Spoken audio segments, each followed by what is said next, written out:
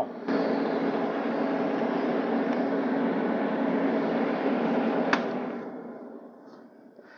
Hey, welcome to Weld.com, home of TIG Time. Hi, I'm Mr. TIG. Right now I'm doing an aluminum weld. Not just an aluminum weld, I'm doing a very long endurance aluminum weld, and the full length of it is about 1.5 feet.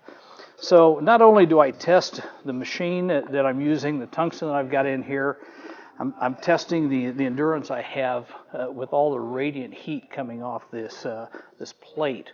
So what happened is I got about 6 or 7 inches into this weld, and not only do I have radiant heat, but I have heat buildup in the plate, in the aluminum plate, and it started affecting this part of my hand, so it started burning. So I had to back off very quickly, and that's kind of a cardinal sin. I didn't leave a crater crack there, but very close to it. I got into about inch number 6, and the heat buildup was so hot that I had to get away. So I've got all types of gloves that I use, and I put all kinds of guides and slides, and there's just all kinds of neat little tools you can get for TIG welding. But I was watching another show called Welding Tips and Tricks, and it's a buddy of mine by the name of Jody Collier. So Jody, here's a shout out to you. And what I was watching was he's got this little device called a TIG Finger. I've never tried it yet, but it's perfect for this application. So I'm going to go ahead and put this TIG Finger on, and it seems to be a nice little heat shield. And I'm going to put it on my pinky finger because I like to use it for a slide. So again, I'm pretty heavy duty aluminum. I'm running about 150 amps, 1/16 diameter filler material. It's 4043. Now my setup here, I've got a 332 tungsten, so I can accommodate up to about 180 amps before this tungsten starts to deteriorate. So I'm going to go ahead and I'm going to resume my weld and see how this works.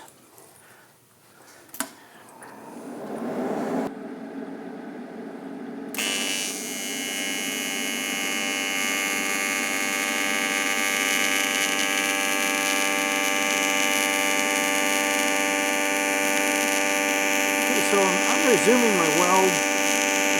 My tail off last time was not real good, so I had to sit there and let the oxide clean off. But I've got the TIG Finger in place.